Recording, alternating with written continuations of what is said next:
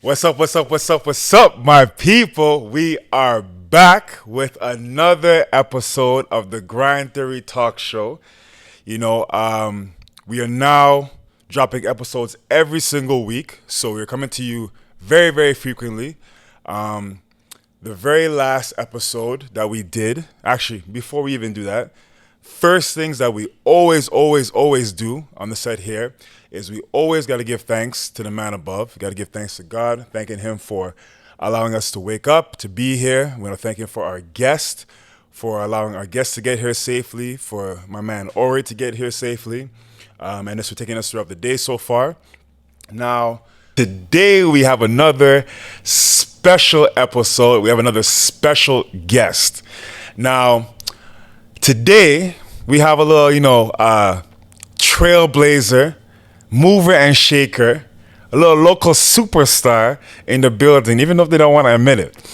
But today we have a very special guest. It is going to be, now this woman is, like I said, a trailblazer, a mover, and a shaker. And it only makes sense because she comes from a family of trailblazers, movers, and shakers.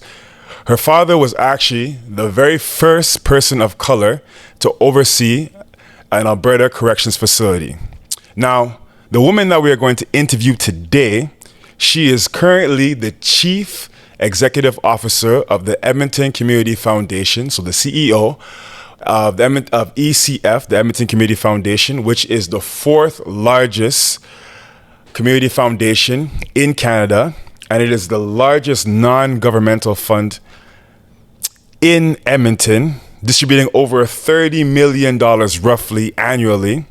Now, prior to her career in ECF, she was a big staple figure in the Edmonton Public Library industry, where she worked for over 13 years, and she led a number of innovative services and actually led an award-winning rebrand for the Edmonton Public Library services, which then brought a whole lot of eyes, a whole lot of interest into the Edmonton Public Library services, as well as old and new demographics back to Edmonton Public Library service, or industry, sorry. She is also very, very educated, having a master's of business administration from the University of Queens, as well as her CPA and her CMA, I hope I said that right, CMA, accounting designation, as well as a Master's of Library Information Services from the University of Alabama, and it still keeps going. She also has a Bachelor of Commerce from the University of Alberta. And I said she is a local superstar because, she was featured in Edify's magazine Top 40 Under 40, as well as the Library Journal's Movers and Shaker. Like I said, she is a mover and shaker, as well as she was also awarded the IABC Communicator of the Year Award in Edmonton. And she is also a board member of the Edmonton Community Development Corporation, as well as the Alberta Social Enterprise Ventures Fund. Now, without further ado, we are going to introduce the trailblazer, the mover and the shaker, our local superstar, Tina Thomas. If I ever need a hype person, I know where to get it from. Oh my goodness. Exactly. There you go. Done. Exactly. Thank you. Give me a lot to work with. So it wasn't bad at all. But how are you doing? Good. I'm doing really well. Good. So very excited to have you on. Thank you. Excited to jump right into it. So, from my research, you are born in Peace River. Yeah, that's right. So you're born in Peace River, and you actually you and your family actually came over to Millwoods around the age of 5. I would say so, around the age of 5, and you grew up in Millwoods, in a very multicultural environment. Can you tell us a little bit about your experiences growing up in Millwoods and, some of your fondest memories from that time? Yeah, I while I lived in Peace River, I was born there, and then Calgary. I mean, I lived most of my life in Edmonton when Okay. thinking that I was there since I was 5. And so I really was in Millwoods at the time when Millwoods was the edge of the city and the furthest part out that you could live in. 50th Street was new. Okay. No one ever went that far east or that far south. So I got to see that community really develop and grow. And I've said this before when I've talked about that. And you only kind of recognize how good an experience was when you look back on it. But Millwoods was really always so multicultural. So I really had the benefit of having friends from all over. I definitely had Caucasian friends. I had Chilean friends because there was this great Chilean cooperative housing project that was close to the Millwoods Town Center. I had West Indian friends, I had Korean friends, Polish friends. So it was just so interesting to grow up in a space that was a lot of people from a lot of places, and everyone was an immigrant. So it did show me very early on that immigrant experiences, culture is actually very common. I would have my experiences growing up in an immigrant East Indian family are very similar to the experiences of my friend whose family came from Korea, very similar to my friends whose family came from Trinidad and my friends whose family came from Poland. All of us had very similar parental experiences, cultural experiences, food experiences, like all of that was quite common. So that was it was such a rich environment growing up in Millwoods. No, I definitely feel that because I actually grew up when I came to Canada, I was in Millwoods area as well, like right around the Mayo Cumin school area. So I actually stayed there and grew up there, and it was also very multicultural there for me as well, meeting lots of different people from different cultures. And so actually a question that I have about that is, do you think that we live in a multicultural country in Canada, and growing up in a multicultural community, do you feel like that helped you in any way or molded you in any way, your character, or gave you any advantages by being able to be in a community with so many different cultures and learn about them?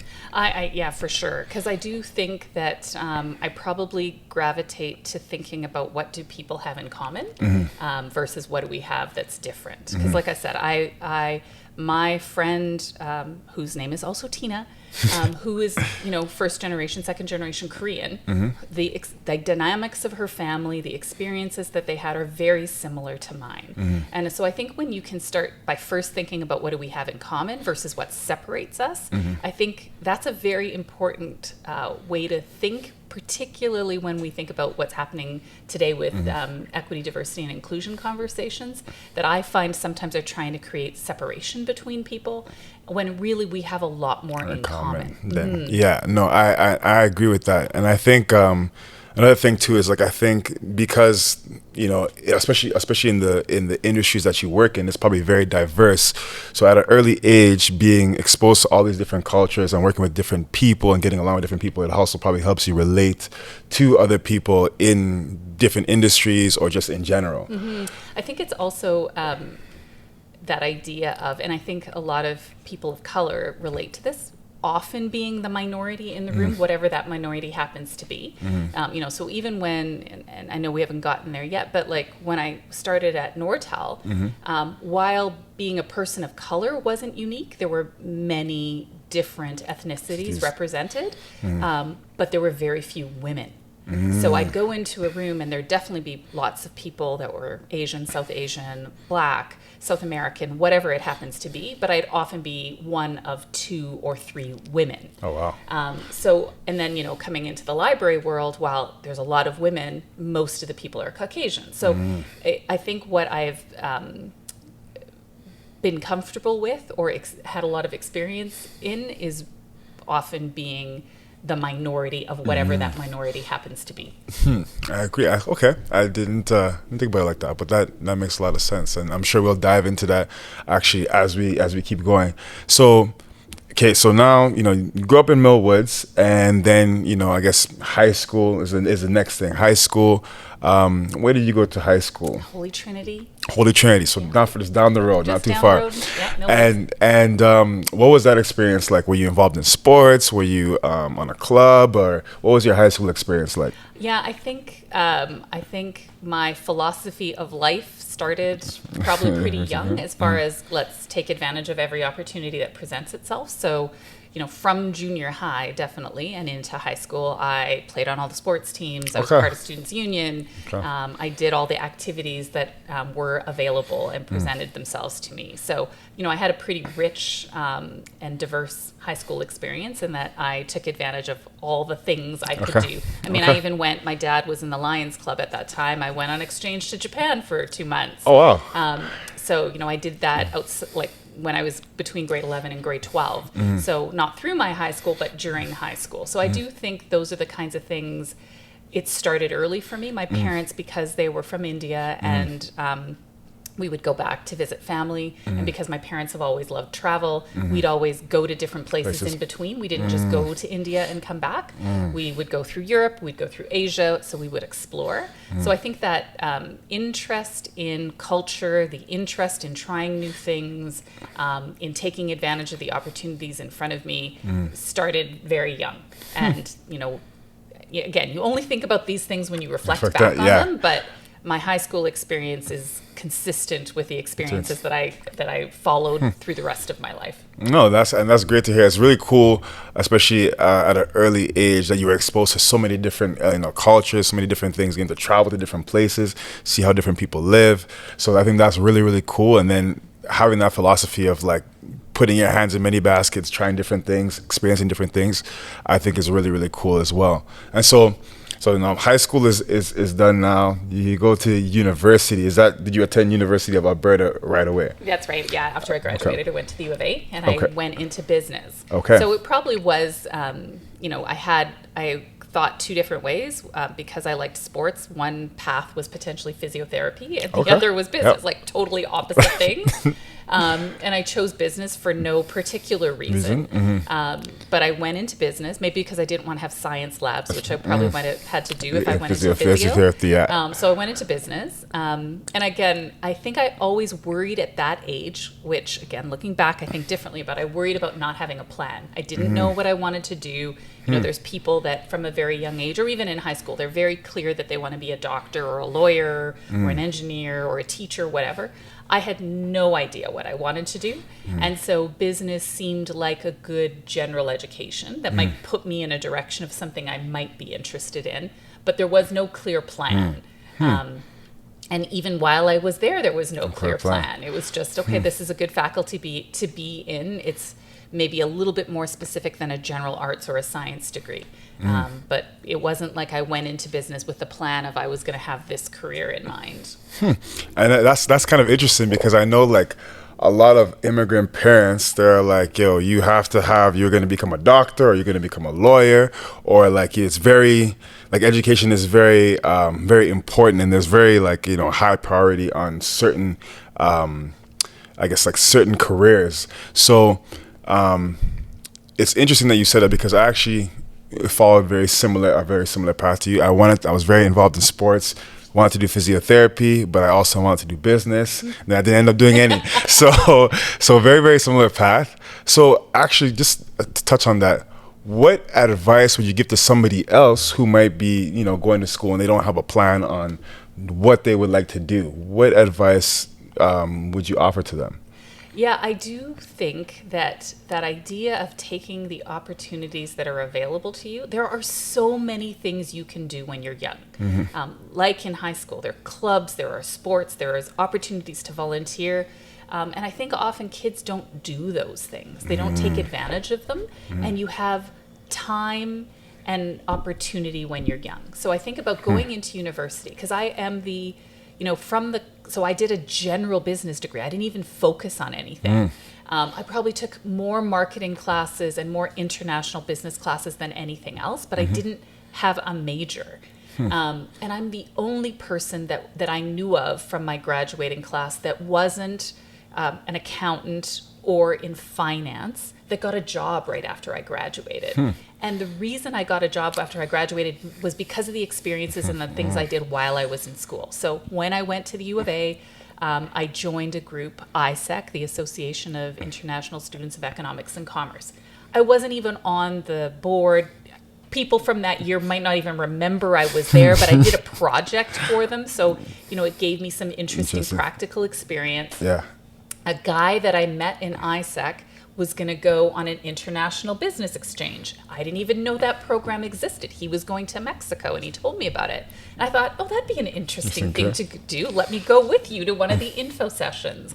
And because I went to that info session, I applied, and then I ended up going to England for a year, and I did my third year of business in England. Oh, wow. And for the whole semester? My whole 2 semesters. Oh, wow. And, going to England, what was interesting there is I went to a school at the time, so I'm old. This is when the EU was just getting started. And all these countries were talking about a united Europe.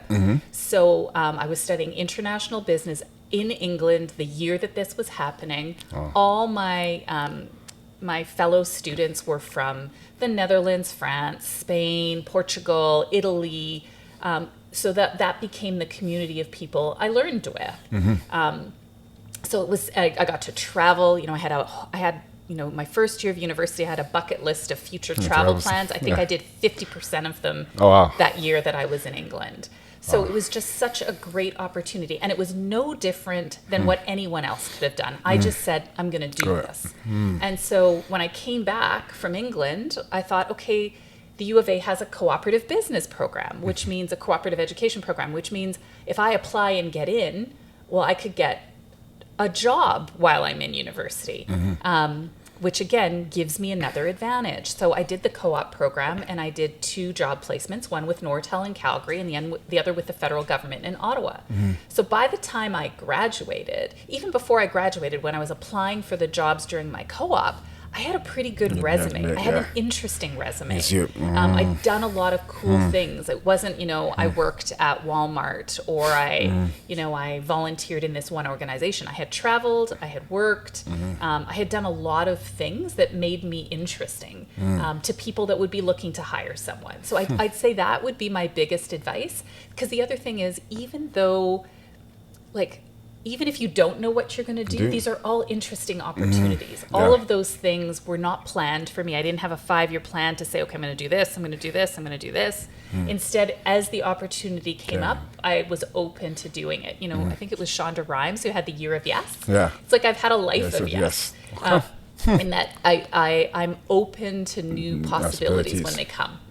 And I think that's actually a very, very key point, in that a lot of times I think we shut ourselves off from a lot of opportunities, and then because we shut ourselves from those opportunities, we're missing out. There's so many things that we could have learned or we could have experienced. Who knows? Who you might have met on that trip that might have showed you to another thing. It's like how you met that guy and then he told you about the other program, right? But if you never went on that, you would have never known about the other program. So I think that's an important actually lesson for young people, or just not even young people only, but older people in general too, is to take the opportunities that come your way, because you never know what could come out of that opportunity. Anything could come out of that opportunity, something that's going to further your future, or a connection, or a relationship, or whatever. So I think the other thing even with that is, because I think sometimes people think about it, but they think they have to be very strategic in how they do it.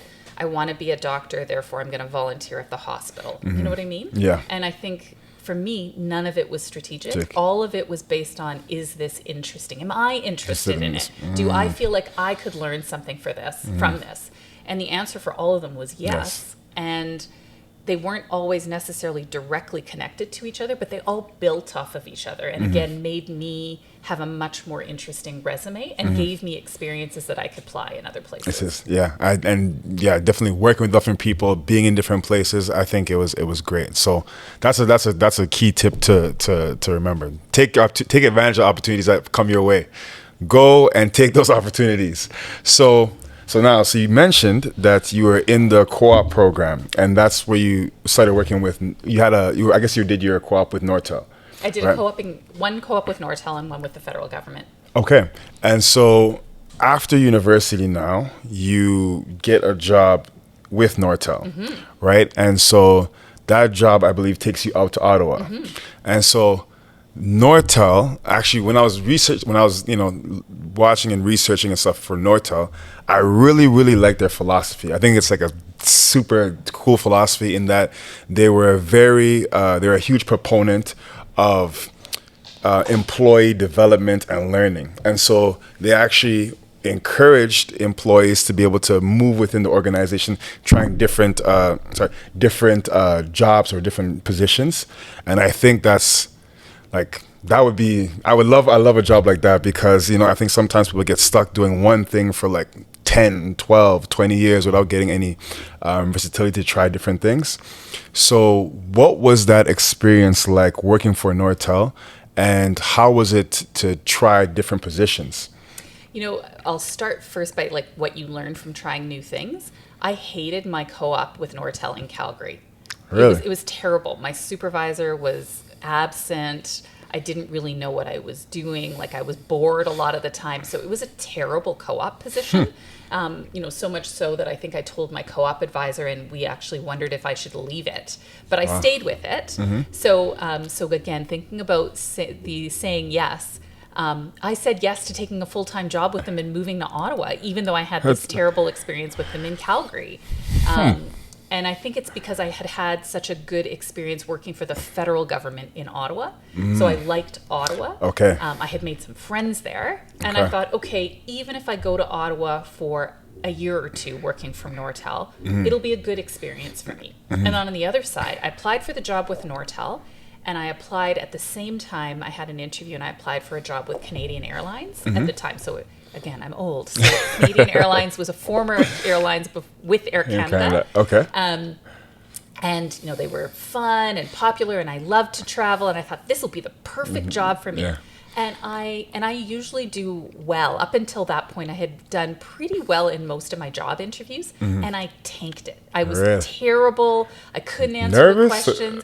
No, I gave ridiculous answers. It was a terrible interview. So much so that I wrote a letter or an email. It must have been a letter at that time, but I wrote something to the hiring manager to say, I know I didn't do great, but I really think I'd be good at this job and I'd really like it. And he never responded.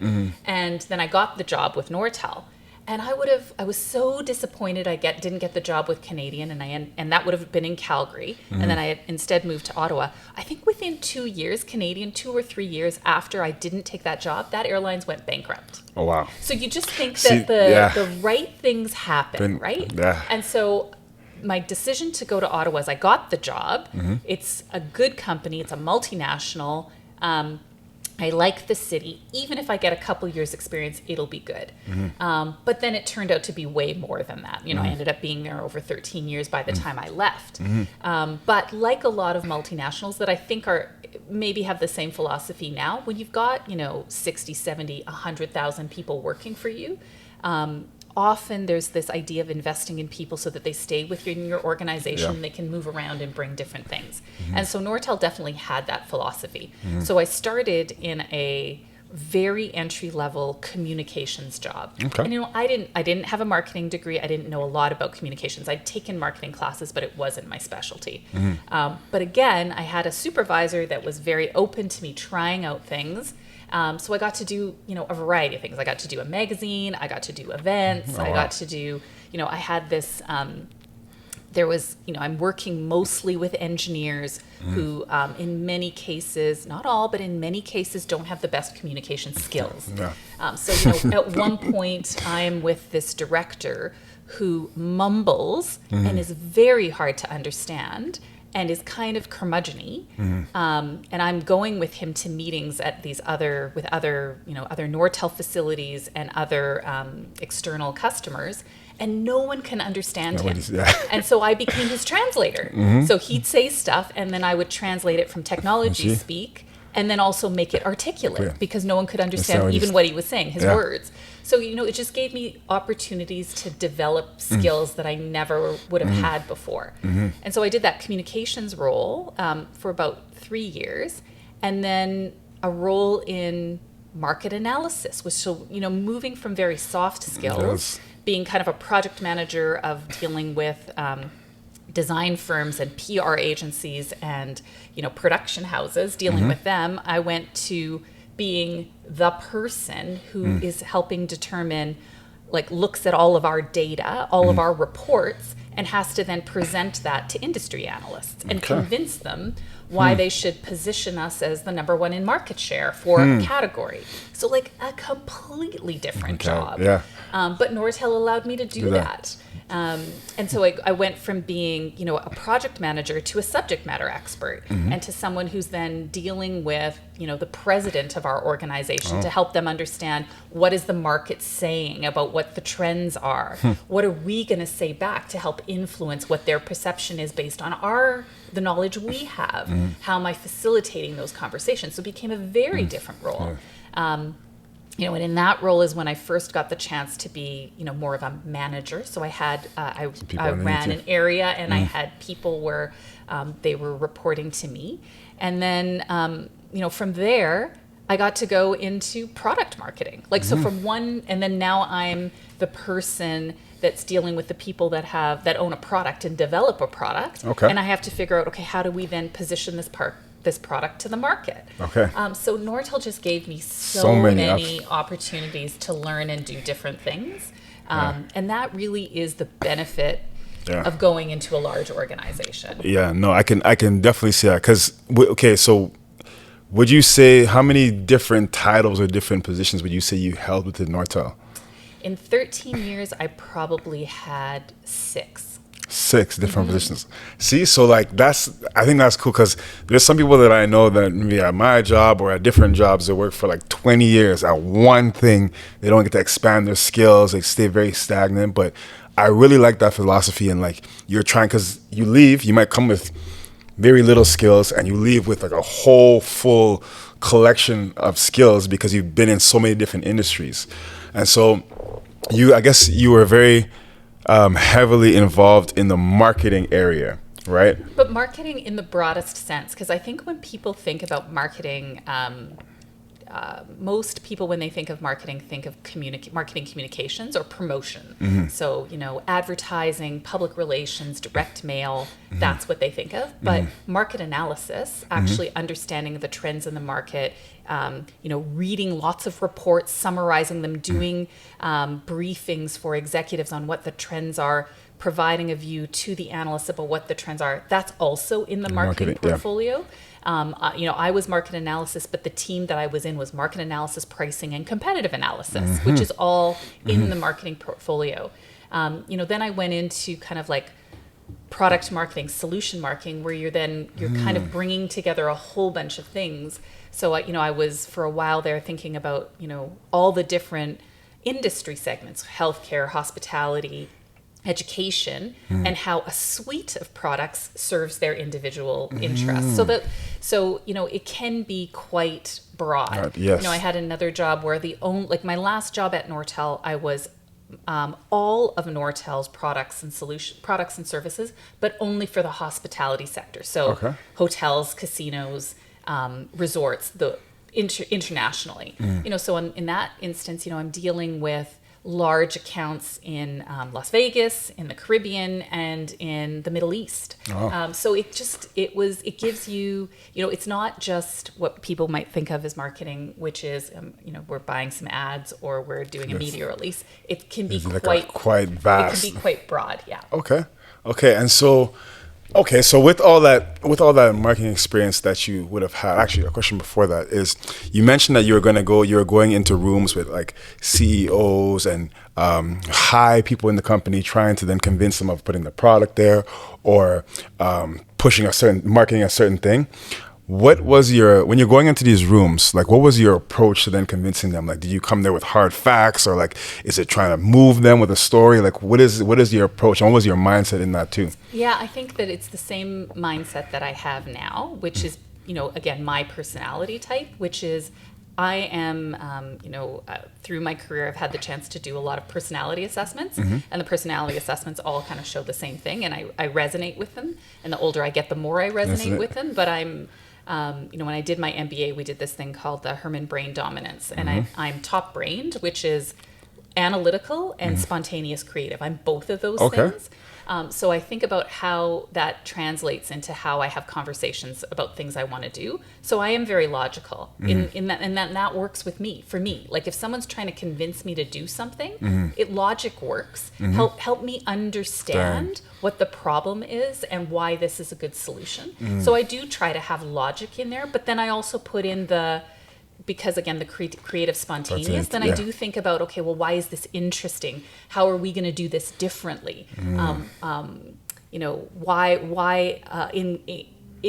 instead of the other things that we could do, why is this the right one for us to do right now? So it's a bit of a combination of both, but usually in those kinds of meetings, because one of the things I had to do, again, in my last job at Nortel is we had the opportunity, at this time Nortel was dying, so it was losing a lot of, it was laying off people all the time, we were losing money, so I'm in an area and they're trying to prioritize what do we do. So it was my job to say, okay, we could do education, we could do healthcare, we could do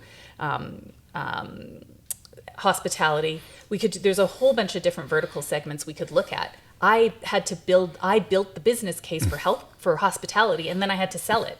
I had to convince people that this is the area that we should spend our time and energy on. And I use, again, the process that I would use would be logic. Okay. Here's the evidence of why, here's what makes us different, and try and sell it that way. And that is, again, how I've done it my entire career. Okay. And so, so that makes a lot of sense there. And so you also mentioned, that at that time at Nortel, with your working experience, there was a period of time when you were working at Nortel. You were doing the same job. You mentioned actually just previously, probably before the actual interview, that there wasn't a lot of women in Nortel. There was lots of diversity, but not lots of women. No. So how did you kind of navigate that as there being only very few women? So how did you make your voice heard, and how did you navigate that? I've had a lot of great male friends my whole life. So I've always had lots of male relationships. So I wasn't, and even I think about my time at Nortel, I had really great relationships. Some of the smartest, kindest, best people I know are from my time when I was at Nortel, and a lot of them are men. On the other side, a lot of the supervisors I had, great mentors that I had while I was at Nortel were women. Oh. So a small group of women, but those women were fantastic. Yeah. I didn't have trouble navigating the male environment, but I do see how being a woman was a disadvantage. Because I think about the women who went on maternity leave. They came back and people had progressed and they didn't. Most of the women that were in more senior positions didn't have children. As I said, the first time we met, I only found this out, and I only found it out because someone advocated for me. I ended up getting, at one of my performance appraisals, I got a $30,000 raise in one sitting. And I'm young. I was probably in my mid-20s at the time, and I get a $30,000 raise, and I think this is insane. This is fantastic. But she was very honest with me that when I started working for her, what she realized, and she advocated for me, that I was so underpaid. I had all these male peers, and they were making that much more money than me, even though my performance appraisals were all at the top. Like I was constantly in the top, probably 5% of all the performance appraisals, but my pay was probably the bottom 5%. Wow. And so she just remedied that in one shot. And I know she probably had to exercise a lot of political capital to do it, but she did it for me. And so I think about that, and I think about that's an example that will stick with me forever, and influences how I behave, with how I advocate for people and women, not just women, but people. Because just because you can get away with paying someone less doesn't mean you should. Because I'm in a relationship with someone that I work for and who works for me. I'm not here to make sure that they're paid too little. That's not success. So she did that for me. And then I know, and when we first met, I talked about this too. It happened to me again at Nortel in another position. And I knew about it, and so I started advocating for myself, and my supervisor at the time wasn't going to do anything about it, and he was a man. Another woman in another area, completely separate from where I was, said, hey, why don't you, and I didn't even know her that well. She said, hey, why don't you come and work over here instead? So I left. And as soon as I said I was going to leave, then he was open to giving me the raise. Yeah. And I said, it's too late. I'm gone. And you're gone. No, see, so, okay, so it's great that you had women in your vicinity that were advocating for you, that saw that you weren't getting paid what you deserved or for your talents, and you were getting advocated for. So that's really good, because I think that's something that's important even in society today, for us to advocate for people that we see that are not getting treated, let's say, fairly. Yeah. So you've worked in almost all the marketing roles at Nortel. So what advice would you give to somebody that's starting out as a marketer? What advice would you give to them? Again, I think it depends on the person and what they think their interests are. I did not set out to have a plan to have such a broad portfolio of experience in marketing. I didn't. I could have, as you said, just been in one role, and I could have changed. I could have gone to different departments, but stayed with the same level of the same kind of work, and then moved up as a subject matter expert in that area. That's just not my interest. I like to learn, as you described. I've done a lot of school too, so I like to learn. So the idea of staying in the same role, even if the department changes or I get a little bit more responsibility with it, wasn't interesting to me. So I think that's the first question is, what do you want to do? Because if you want to be a subject matter expert in something, that's a very different path than if you want to have a broad level of experience. I personally think a broad level of experience is what has allowed me to move into more senior roles.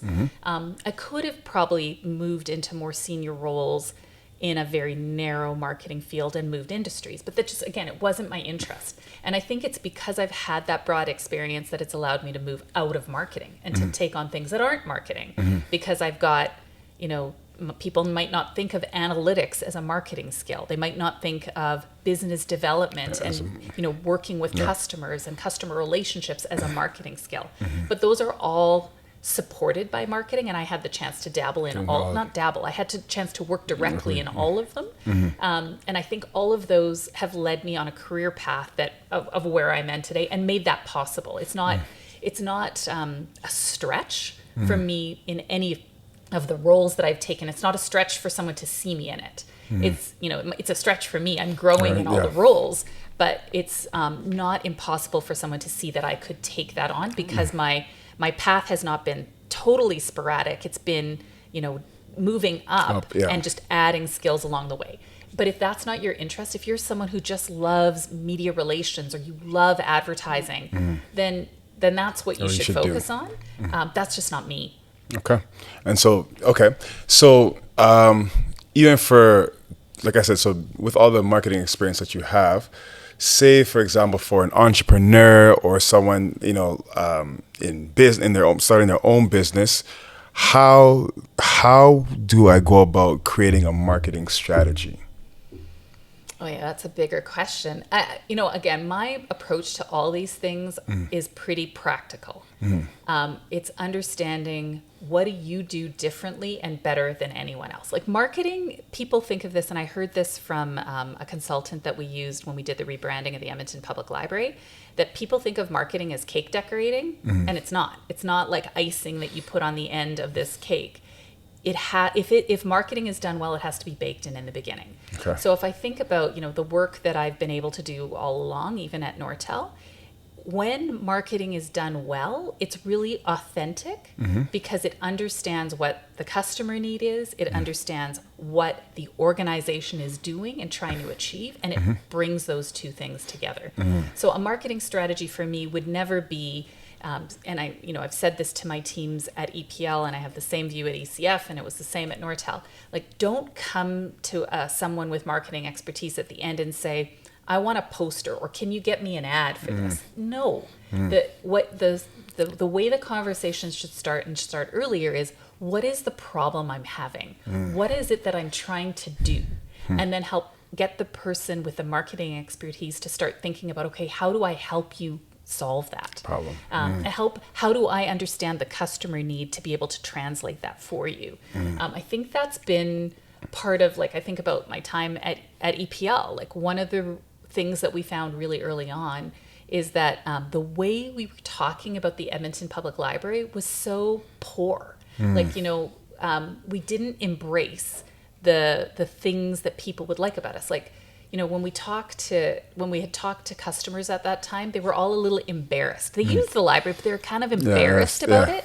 So when we started to own the language of, like, you're an information ninja, or we make geek chic, or smart is the new black, or like these things that kind of make it seem like the library is nerdy, but it's cool. Then people are like, I resonate with that. That is me.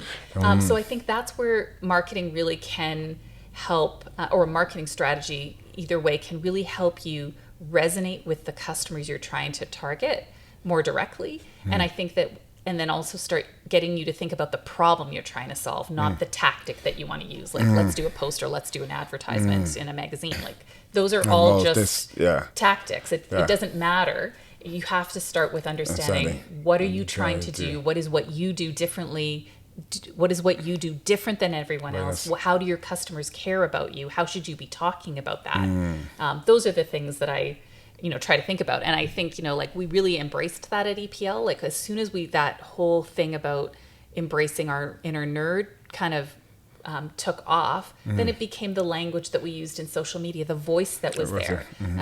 Edmonton Public Library's, social handles are, like, I don't know if they still are, they probably are, but for a while there, they were we were the most followed library in in Canada. Now Toronto has taken, and they should, they're like 5 times our size. But, we were in the top 5 for North America.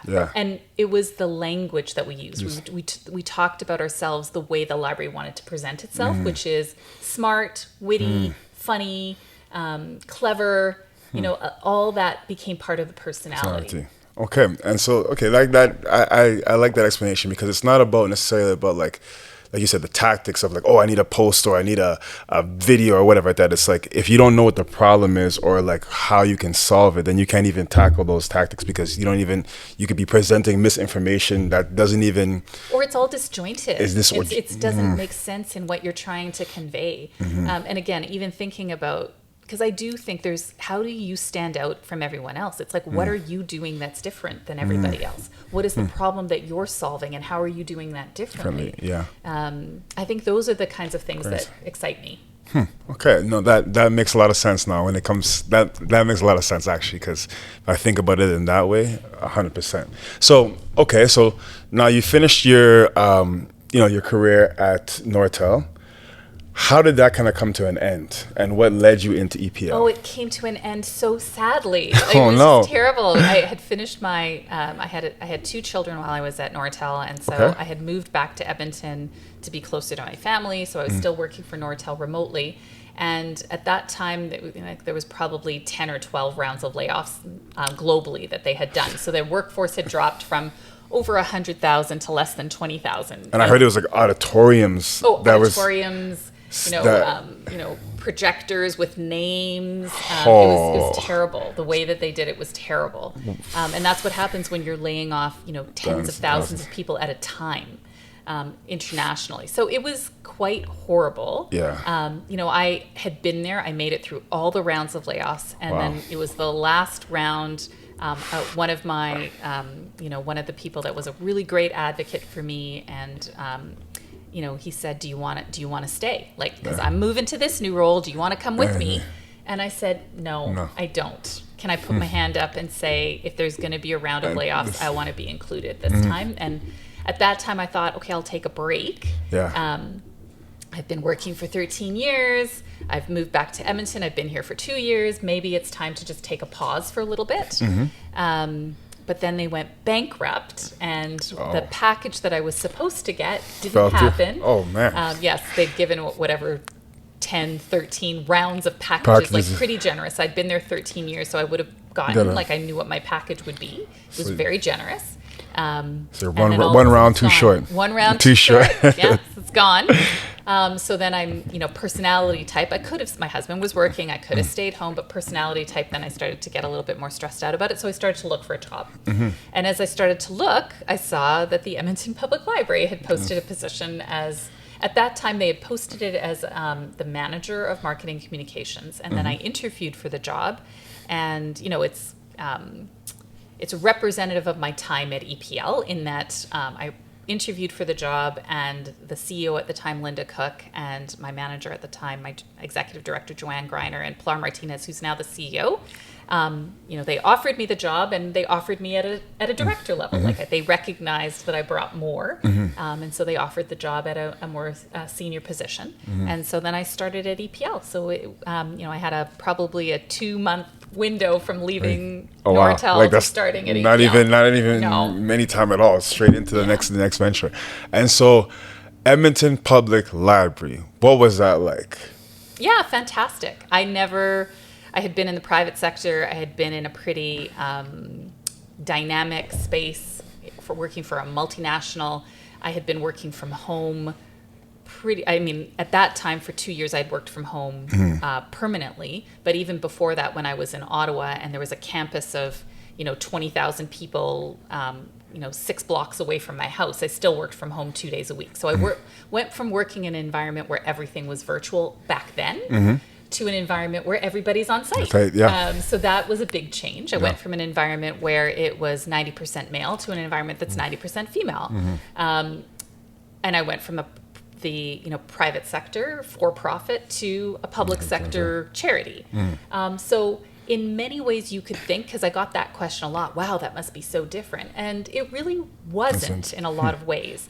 EPL, from the time I've been there, has been a highly professional organization that's very dedicated to learning and to self-improvement internally, because that's what we're trying to do for the public, right? 100%. So it had been very focused on that.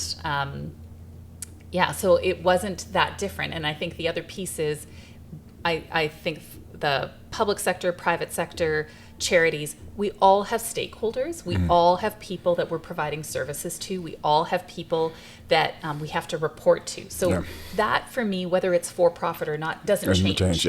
So my behavior in both environments was pretty much the same. Okay. And so during your time at EPL, you actually were part of the rebrand and spearheading a rebrand that was an award-winning rebrand that really changed the whole way that Edmonton Public Library was viewed. Like you said, they were in top 5 most searched for a number of years, right?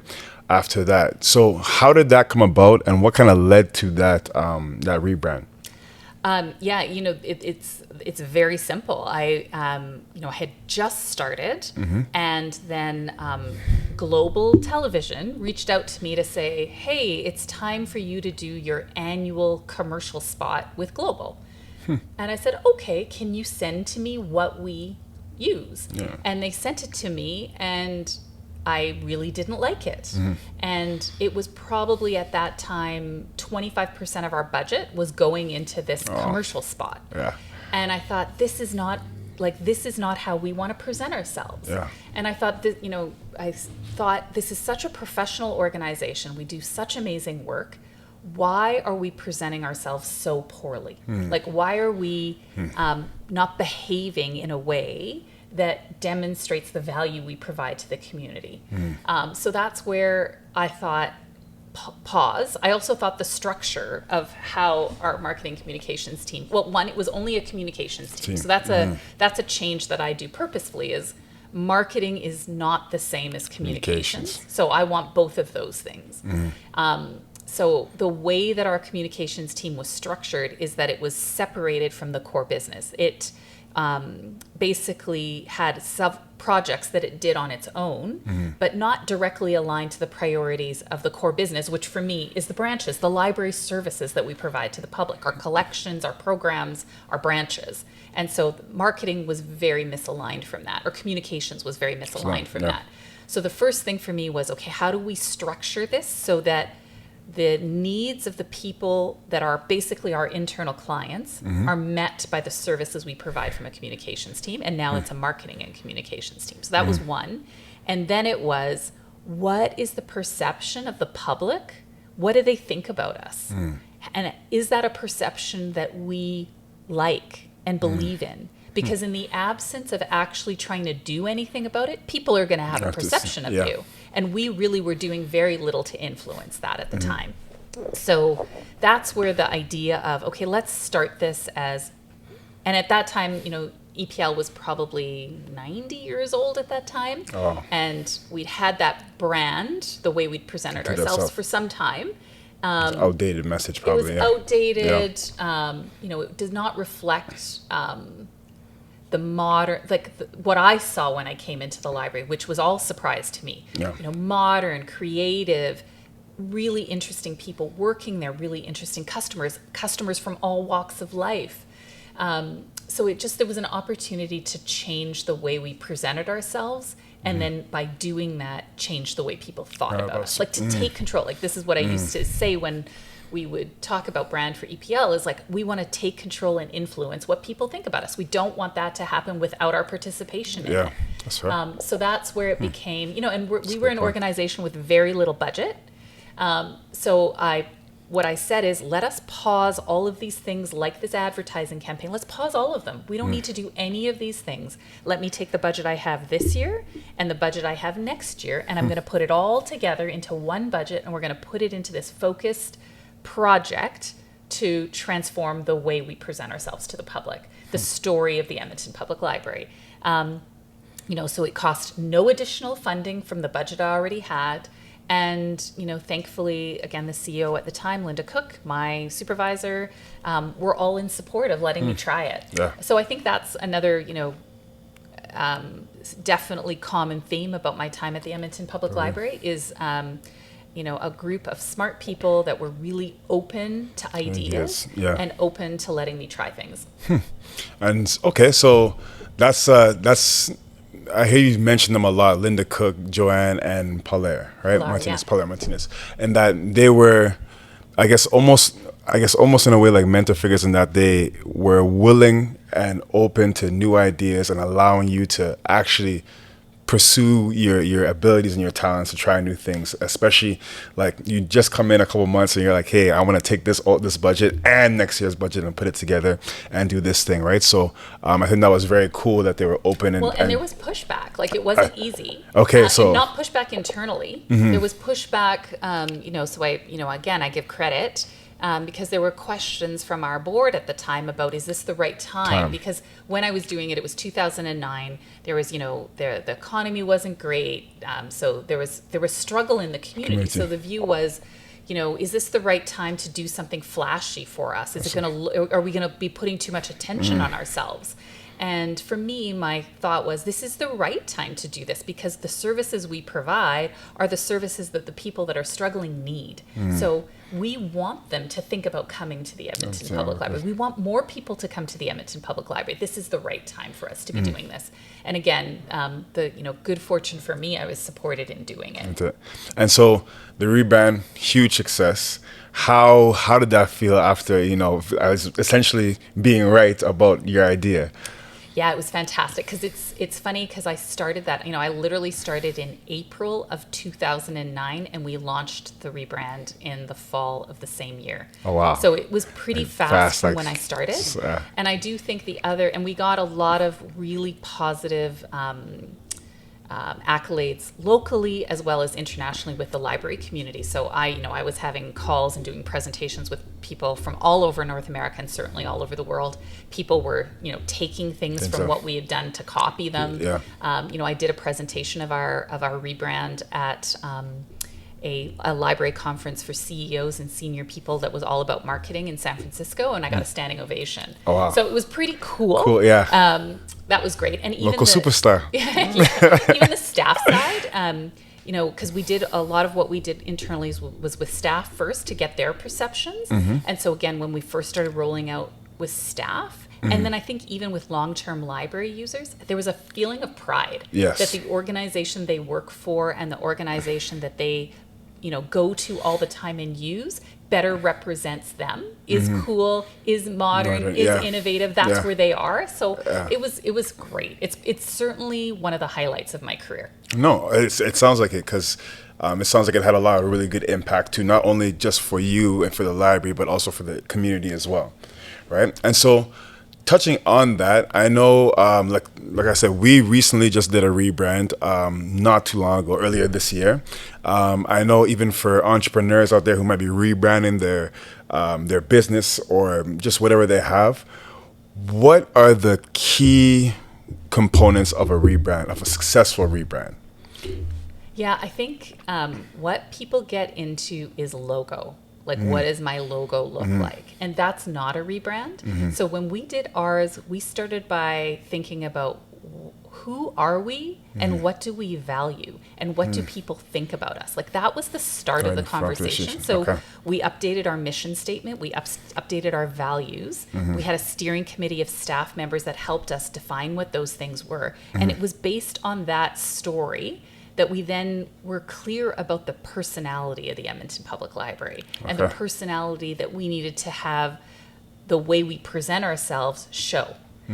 So that's really where it became the whole, like, the idea that we're witty and cheeky and smart and clever and helpful. Like, all of those things kind of came through, and that's then how we presented ourselves. If you just looked at the logo of what the Edmonton Public Library's new logo was, it's pretty simple. It's not that exceptional. It's everything that went around it. And then it was, that we started with many things: our website, our advertising, some things in branch, all of the pieces that staff had, the way they presented themselves, like t-shirts, lanyards, business cards, all of that. But I think the other thing to think about, and particularly for an organization like the library or another nonprofit, we didn't have oodles of money. This was going to have to spread over time. So then it became, for me, like probably a 10-year project, piece by piece, to think about, okay, now how are we applying this to our job applications? How are we applying this to our signage and wayfinding in branch? How are we applying this to merchandising? And when you say how you applying this, how are you applying that new personality that you're creating to those different things, right? Yeah. Okay. So there's consistency in how we represent ourselves.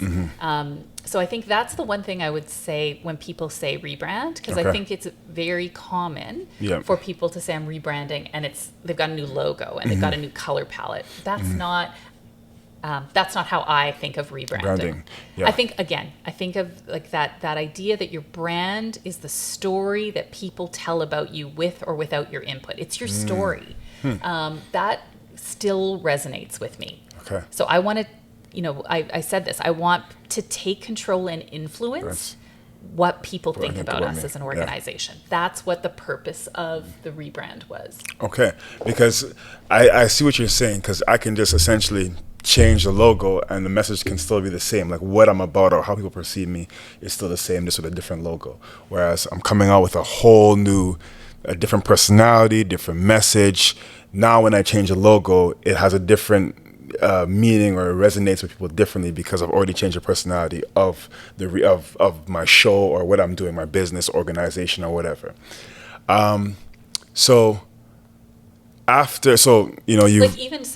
Like something simple, like before the rebrand, if we wrote any documentation from the Edmonton Public Library, we would not use contractions. It had to be formal language. And I thought, is that the personality of the Edmonton Public Library? Like, we're an organization for all people. If we want a witty, clever, approachable personality, does not using contractions contradict that? And yes, it does. Like, to have that formality. I always, and I no offense to anyone that works at a bank, because I know banks are trying to become more modern, I felt like we were presenting ourselves like a bank. Navy blue, Times New Roman, no contractions, very stuffy.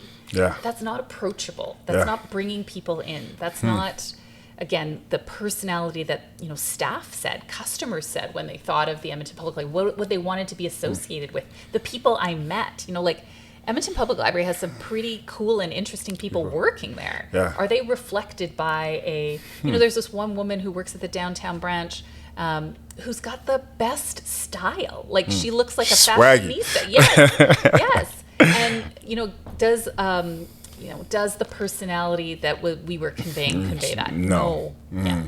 Okay, I'm really starting to see what you're meaning here now, because essentially once you get that first bit right, like knowing how people perceive you, how you want to influence the conversation, then it really applies to everything else, and then everything changes. So I'm starting to get a way better understanding of that. So that's good to know, because even for myself, I have to relook at our rebrand and just kind of make sure that I did change the personality, or that we are changing the personality. And then for people out there who might be trying to do a rebrand, or rebrand whether their personal business or their organization, those are the areas where you need to starting with what message are you trying to get across, or how do you want to influence the conversation about how people perceive what you do and who you are.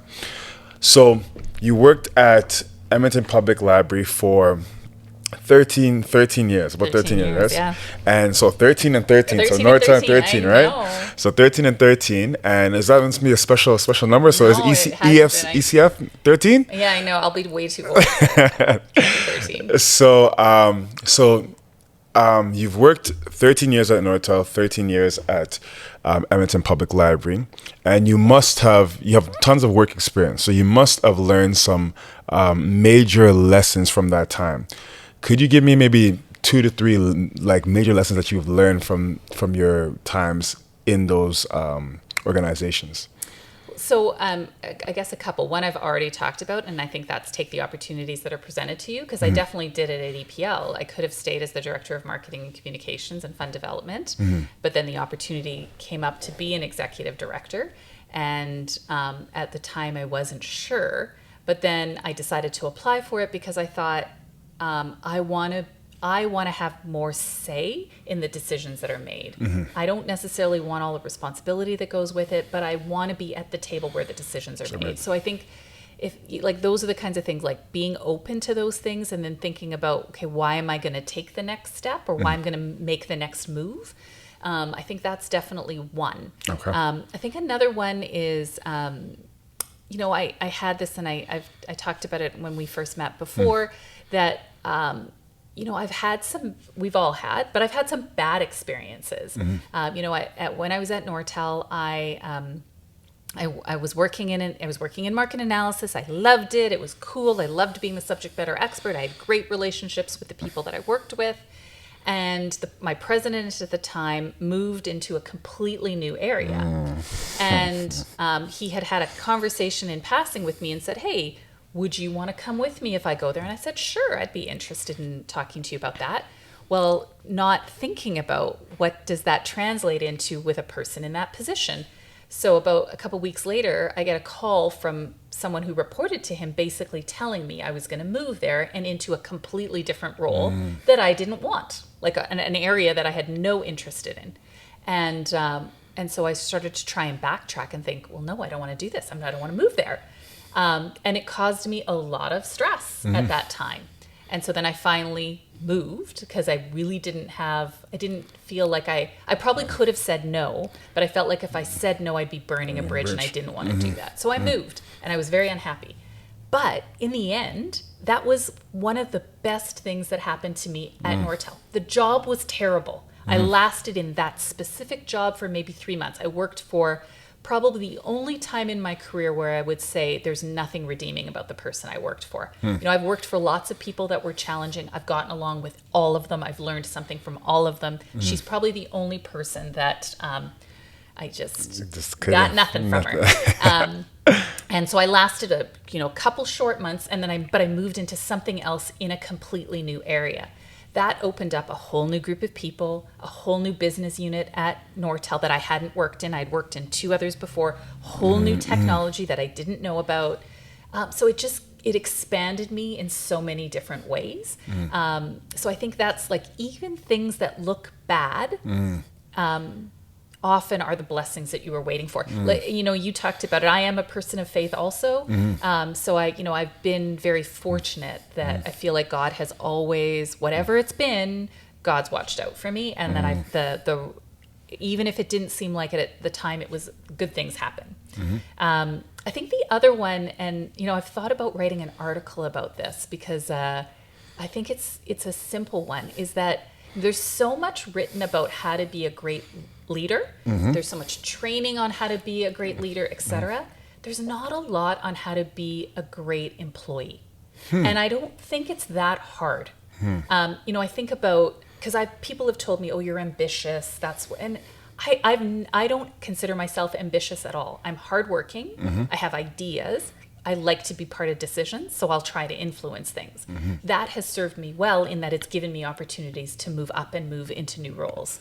But I think people think that doing well is magic. It's not. I'm surprised by how many people don't realize that how you show up at work, your attitude. Are you pleasant? Are you hardworking? Are you helping your supervisor be successful? Are you making their job easier? Are you communicative? Are you telling people what's going on? Are you self-motivated? Do you require someone to tell you what to do all the time, and in the absence of them not telling you, are you going to be, on Twitter all day? These are all not great things. Thanks, yeah. So to actually be a good employee is not that hard. And I think, like I said, I've worked for some people, I've worked for people. One person I worked for, she told me the first day that I started working for her that she didn't like me. Oh, wow. And by the end of working for her, she loved me. And it's just like, so I do think even in those difficult situations, you can turn things around if you actually make that effort. Like that relationship could have gone completely sideways, but it didn't. Because, I changed her opinion about me. So I think that's another piece that I've learned. And it helps me as a leader because, unless you're an entrepreneur who owns your own business, even then you have your customers.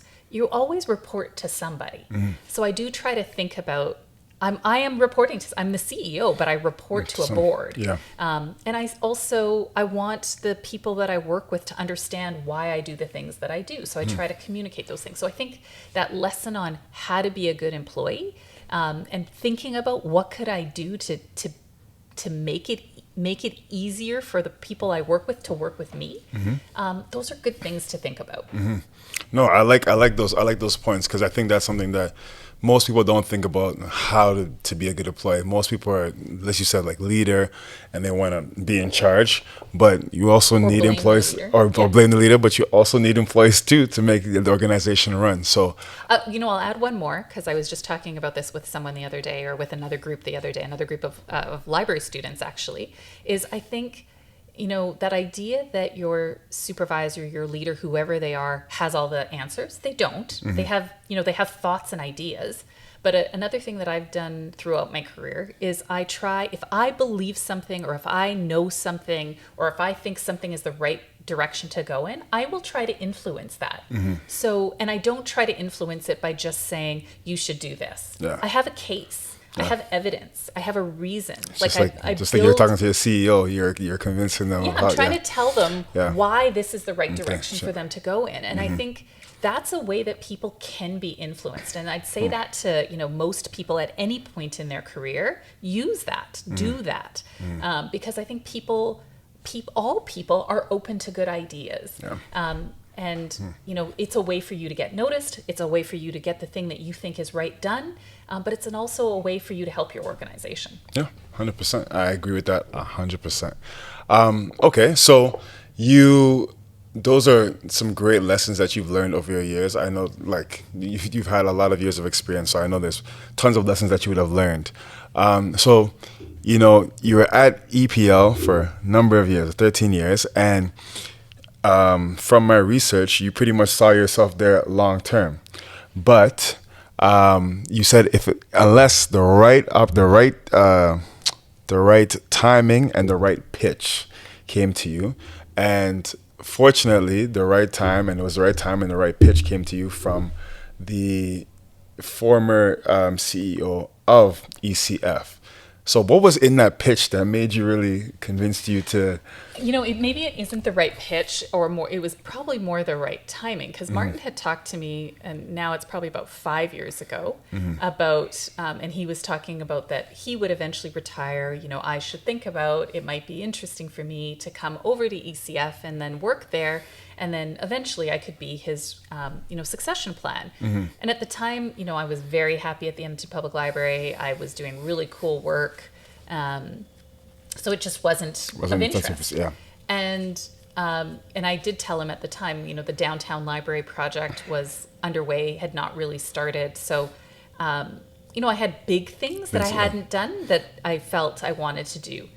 And so I talked to him, right after the new library was built and we'd launched and COVID had kind of ended. I gave him a tour of the library, and he said, right now, okay, now I'm really going to retire. You really should think about this job. And probably for about a month or two before that, I was starting to think, I was in 12 years at the Edmonton Public Library, and, almost at the end of 12 years. And I thought, okay, how much longer should I be here? Could I be here?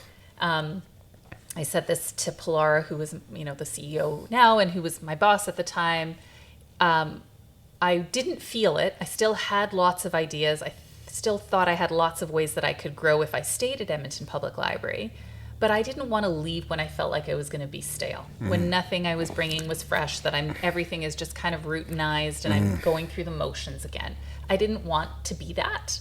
I also didn't want to hold people back, that there's this structure in place. Yeah, that people can't move anywhere because I'm in a position and there's no other flexibility. So it just felt like, so even outside of Martin talking to me, I was starting to feel like it might be time for me to be looking for something else. And then, then I had the conversation with Martin, and then it was, okay, it is time for me to start looking for something else. And this is one of them. It could have been something else, but this is one of them. And again, it's interesting, the whole, blessings come when you're least expecting them. Yep. I would never have thought that the Edmonton Community Foundation would have been the right fit for me. I probably didn't have a good perspective of all that they did. I'm not someone who should go into a role where everything is fine and everybody wants it to stay exactly the same. I'm not going to be interested in that. I've had the chance to do a lot of creative things. I've had the chance to build a lot of things, and that's what excites me. So I was probably a little worried that there wasn't that opportunity at ECF, but the more I began to learn, the more I thought there was. It just became... And then when I went through the interview process, I've said this to the people that were part of the selection committee, I just had such a good experience with the board members that were actually doing the interview. It was just such a great environment. The questions they asked, the way that they engaged, it just felt like everything was right. So while I had not until that point, recently to that point, thought I would ever leave the Edmonton Public Library, it just made the decision to do it. It kind of felt like all the stars aligned to say it's time for you to move on, Tina. Okay, and so now you move into, you're in the ECF. You are the CEO of the ECF, Edmonton Community Foundation. Now, what is the Edmonton Community Foundation? What do they do?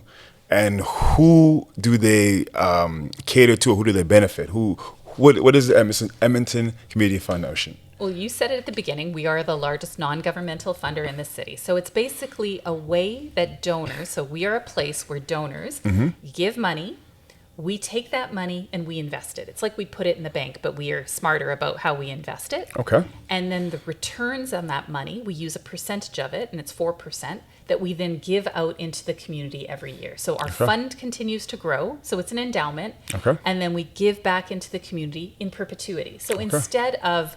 if you love the Edmonton Public Library, instead of you giving them a check for $5,000, you might give the Edmonton Community Foundation that $5,000 to be invested, and then a portion of that, the 4%, goes out back to the Edmonton Public Library every year forever.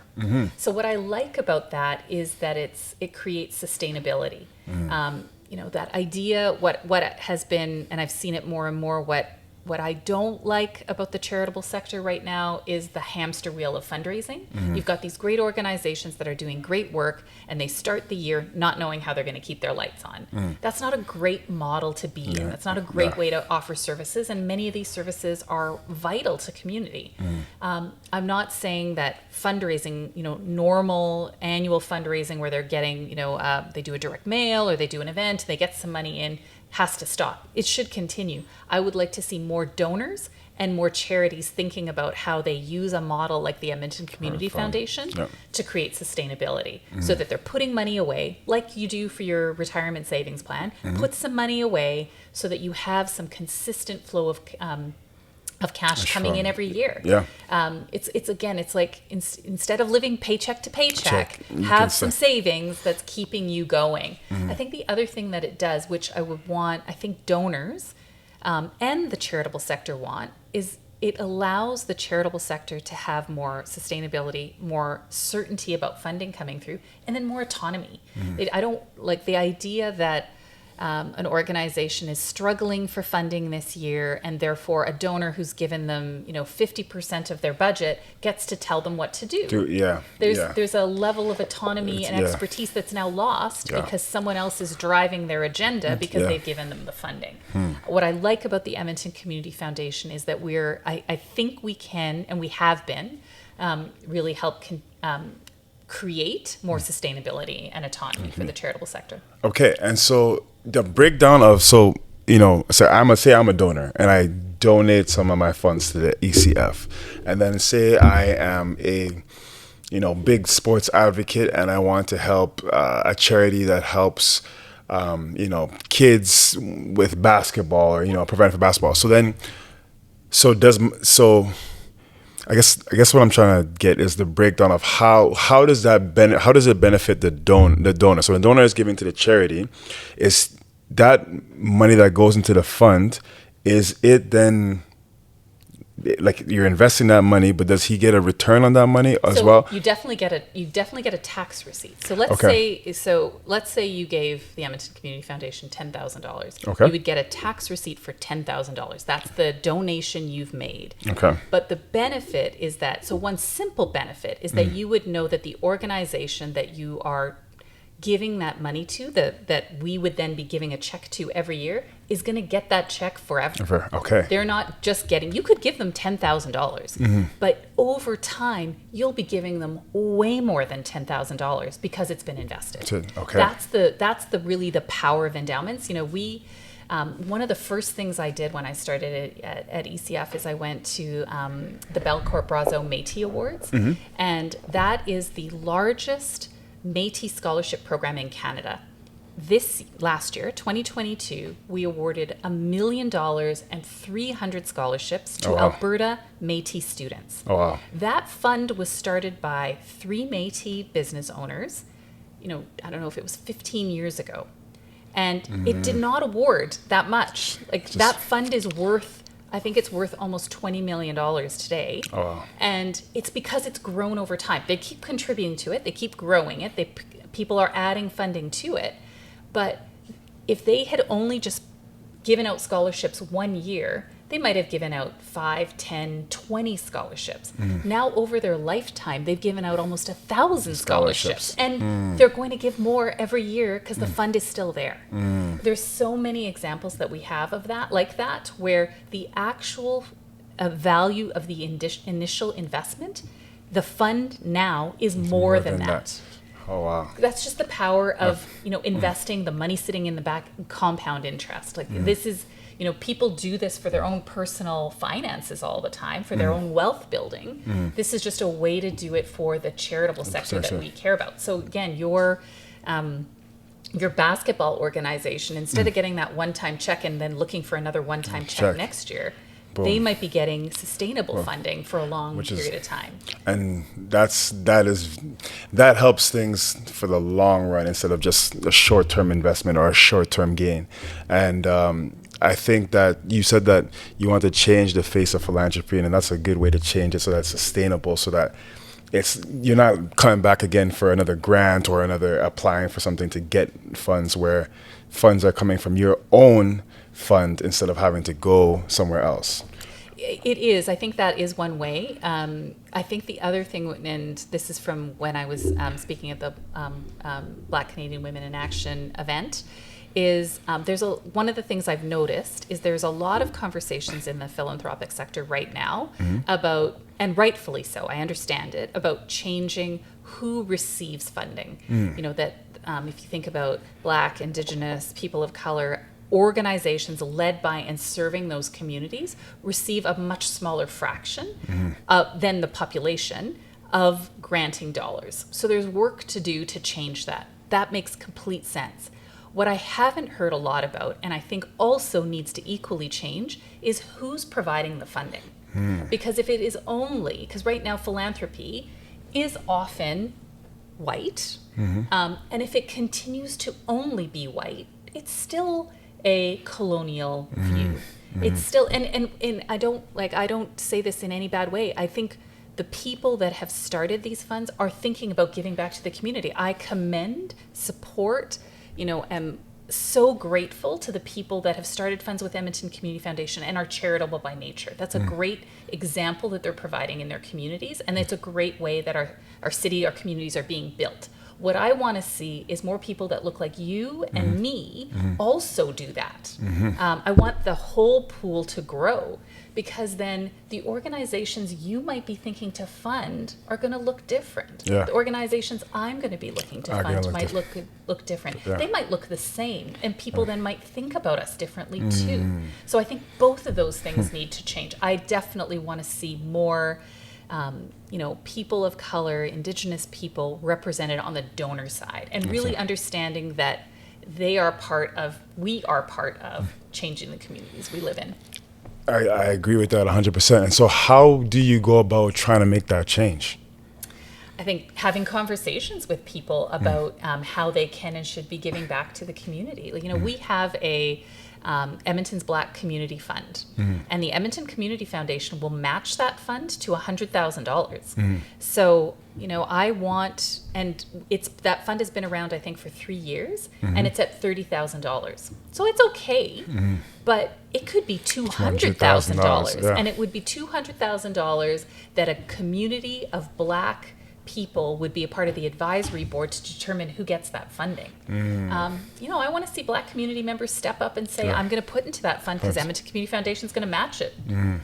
That's like those awards that I talked about. That's the way to change, Indigenous communities. 300 scholarships for students in 1 year. That's a huge, pretty significant way to do it. It is. And I think Black communities can do that. South Asian communities can do that. Asian communities can do that too. No, that would be very, very beneficial, because I think right now I just did a series called the In Spite of We Rise series, and I was interviewing a lot of the different demographics of people in the Black community, a lot of different age groups, from the older generation, the middle generation, the young generation, and I asked them what's one of the problems that they face in the Black community, and they said one of the things they said was we don't work together, right? We don't work together. We're all kind of fighting. And one of the things that came up was the funding. So say, for example, for a nonprofit or charities, you might only have, especially because when the organizations see us, and I think that's because also the representation on the boards of those organizations sometimes, but when they see us, they might see, okay, I'm Black, but Ori is also Black, so they just group all the Black people together. Whereas there's many different cultures and identities within the Black community. Caribbean, there's African, different cultures within the Black community, and they all need funding for their own organizations, right?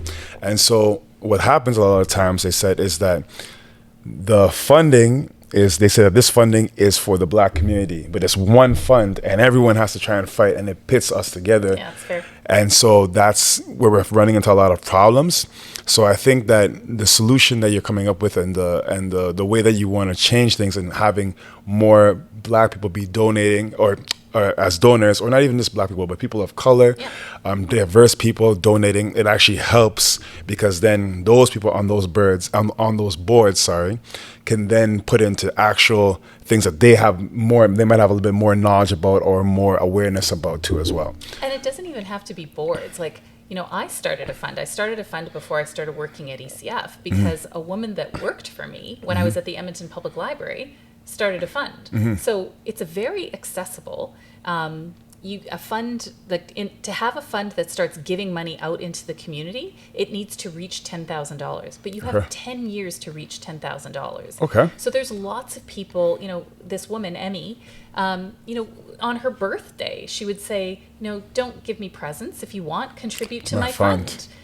So there's ways that this can be very accessible. So you could start a fund, and then you have 100% control over where that money goes. So what would be the exact process for me to start a fund? You would talk to one of our donor advisors at ECF, and they could talk you through what are your interests, what are the causes that you care about. Is there a specific organization? Like maybe, like I said, you care about the Humane Society. So you want all your funding to go to the Humane Society. Or it could be, I care about animals, the environment, and literacy. And then every year you would get to choose where that money goes. Or we would just provide suggestions to you on, here's some great organizations that are working in those areas. Where would you like that money to go? So we can make it very easy for the donor to have impact in a lot of areas. Because I think that's another value we have. Instead of you having to find all the organizations or donate them to them all individually, you just do it through us, one fund that can distribute it to many organizations. So you would have that conversation. When I started my fund, then I'm not even at the $10,000 yet. I've just been contributing to it. So at some point it'll get there, and then I'll be able to start having the conversations. Okay, where do I want my fund to start distributing money to? And so I know $10,000 might sound like a lot, but if you think about it over 10 years, $20,000. A lot of people can afford that. I know there's people who can't, but there's a lot of people who can afford that. And there's a lot of people who do that already today in their charitable giving. I think it's just the idea of creating sustainability with it. And then again, control.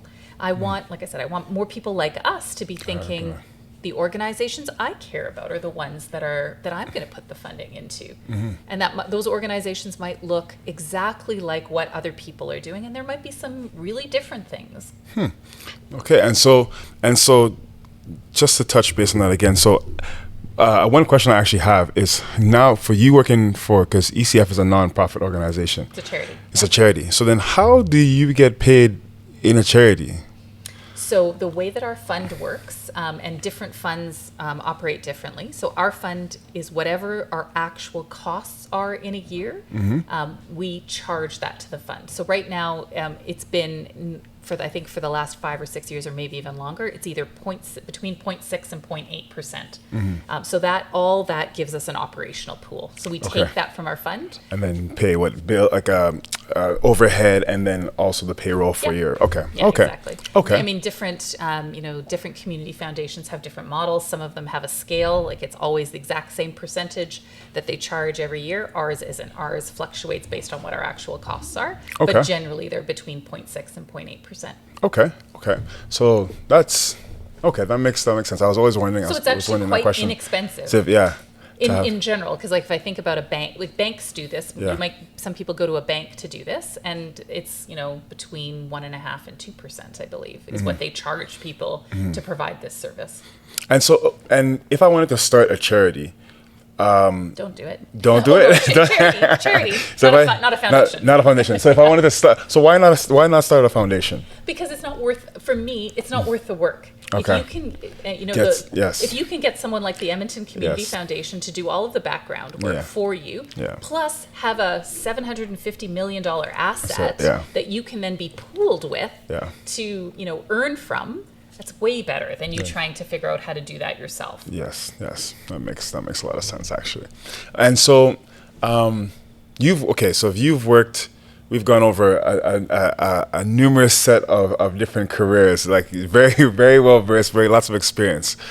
But we haven't talked about the hardest job that you've had, which is being a mother. So, as a mother, working all these different jobs, you learn tons of different lessons. But what has being a mother taught you? What are some of the lessons that you've learned being a mother? Oh, to have lots of patience, that people won't like you lots of times. Those are probably two big ones. I think one of the ones that's been interesting for me, and I know a lot of mums struggle with this, is the whole, am I a terrible mom because I'm working, right?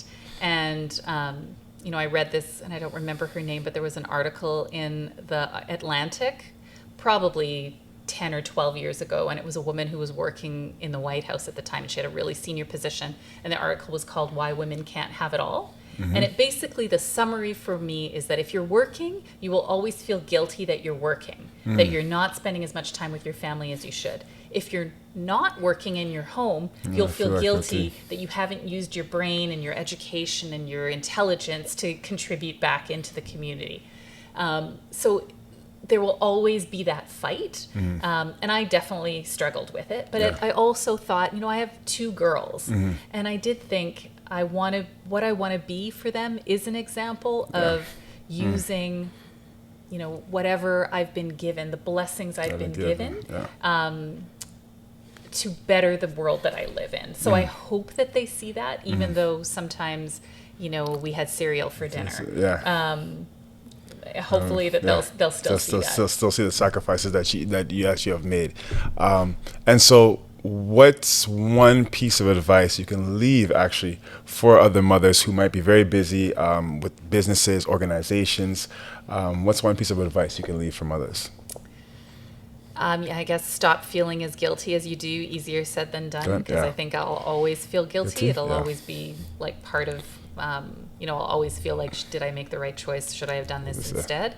I think the other is it advice or, I've been very fortunate. I have a really great husband.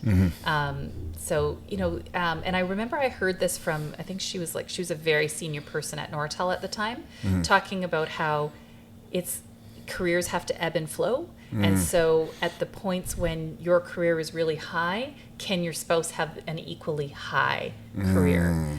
So for me, at the time when I moved from Nortel, when I was at Nortel for 2 years here, my husband had a really busy job working downtown in Edmonton, and I was working from home. So I picked up the kids from daycare. If they were ever sick or needed, it was me. I did all of those things. I wasn't managing any people. I was working virtually, and my office hours were Eastern time. So my schedule was a little bit more flexible. But then when I took the job with EPL, and then now I'm working downtown, I've got a staff, I'm working on a rebranding, I'm working a lot of hours. My husband's job changed, and he was then working for himself, and he had a lot more flexibility in his time. So our careers kind of ebbed and flowed differently, and it allowed us to not, and then I also, we moved back because we have family here. So we had family that helped out. So I think those are the things that allowed us to, not have latchkey kids and feel like we still were spending time with them, and that they weren't completely losing out on both of us. I had to suck it up that I didn't always get to go to the field trips, and my husband got to go to more of them. But they had a parent. That was there. So, message out there for all the mothers, hardworking mothers that are doing their thing. Stop feeling guilty. Stop feeling guilty. Are you gonna change it, Art? Okay. What was I gonna say?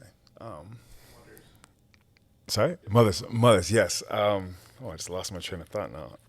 Yes, one question that we always kind of ask all of our guests here too is, what is the most difficult obstacle that you have experienced in your life, and how have you overcome that, and what have you learned from it? Oh my goodness, the most difficult obstacle.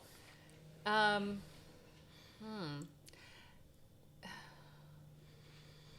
don't know. The one work experience, it doesn't sound, it was very hard for me at that moment. And then that happened. And then when even thinking about like the Nortel crash and then not Yeah. them going bankrupt and me not getting Yeah. what I thought would be a package for working there for 13 years. But then EPL came Yeah, and it right was away, the yeah. perfect opportunity for me. Blessing, So I do yeah. think that, you know, like, I've been blessed that even when things have seemed hard, a good thing has come out of it. Obstacle, I've had, you know, like we talked about sports. I tore my ACL. I've had Oh, wow. 9 surgeries. I've had Oh. 6 I have a fake knee, so I had a knee replacement Oh. quite young. Oh, wow. So that has been a hard obstacle to deal with. You know, and I don't know that I've overcome it. Yeah. I think I've just had to deal Deal with it. Yeah. But I do think, and one of it was my uncle is an orthopedic surgeon, or my cousin, and he had said, you know, you got to live with what you have. Yeah. And so I stayed playing sports. I was playing volleyball until I was almost 40, and then I stopped. But I pushed through the pain of it because I knew it was gonna go anyway. I'm gonna have to replace it eventually, so I might as well enjoy it while I can. Yeah. Okay. So I do think there is something to that, like living with what you have, whatever those obstacles are. Like, how do you make the best of it? But, yeah. So that gives you lemonades or lemons. You make lemonade. Yeah, as best you can. Like Yeah. I can't say, like I said, my knee's been crap, and I can't say that it hasn't been an obstacle that's been really problematic for me, but it probably hasn't prevented me from doing as many of the things as it probably could have. Okay. And, you know, you mentioned, I think, briefly too, like throughout your career, throughout your work experience, were there ever times where you doubted yourself, or you ever felt overwhelmed from your job? And All the time. see, so how do you kind of deal with that? Like, how do you navigate that to get back into a headspace where you're clear and where you're maybe not feeling that doubt and overwhelmed? That's a really tough one. I think that the self-doubt and that imposter syndrome is real. Yeah. You know, I joke with my husband. I would say probably for the first couple months while I was at ECF, I You would. still felt that at ECF? Oh, for sure. I'd come wow. home every day. I'm like, oh, I hope they don't fire me today. Oh, wow. Like, so that, Yeah. yes, of course. I mean, I've regularly felt like, am I screwing up? Yeah. Did I do that incorrectly? Do people get what I'm trying to say? Imposter syndrome is a real thing. I've heard that women feel it way more than men. I can't speak for men. I can speak for myself. I definitely have. I regularly have that. Voice in the back of your head. That voice in the back of my head. I think the thing for me has been that I'm a doer. Okay. So I'm a doer. I'm a planner. I'm a thinker and creative. So even with that self-doubt, I still want to try and do stuff. So I'm always moving forward with something. And then if I'm happy with it, and if I'm proud of it, then I hope people will be too. So I think that helps a little bit, but no, self-doubt is real. Like I said, I'm regularly saying that to my husband now.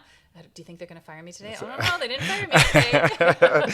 Well, that's very interesting because I'm like, oh man, like, well, I'm looking up to you. I'm looking at all the experience that you have, all the work experience, all the really cool things you've been able to do, and I'm like, oh, she won't have doubts or anything like that. But it's very.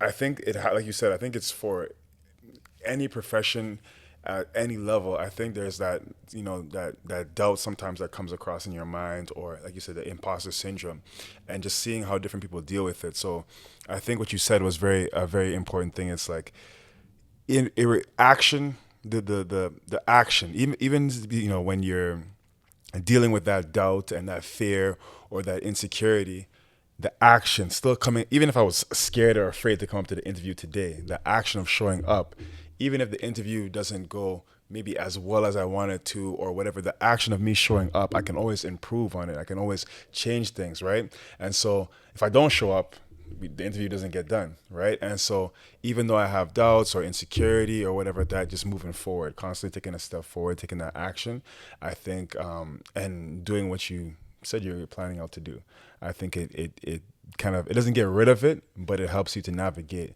that doubt and that insecurity, the imposter syndrome that you feel. I think the other thing that has been good is the whole, I'm more, and it definitely happens over time.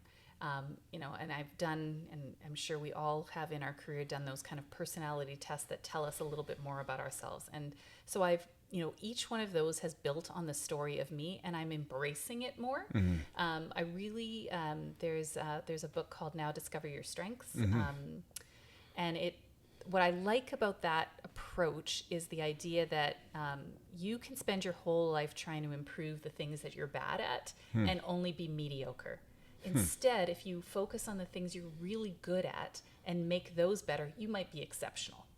That really has resonated with me. Not that I'm exceptional, but that there are the things that bothered me about my personality, how I show up, my weaknesses. While I don't want to ignore them, I don't need to be so obsessed with making them so much better. Instead, who I am, what I bring has value all on its own.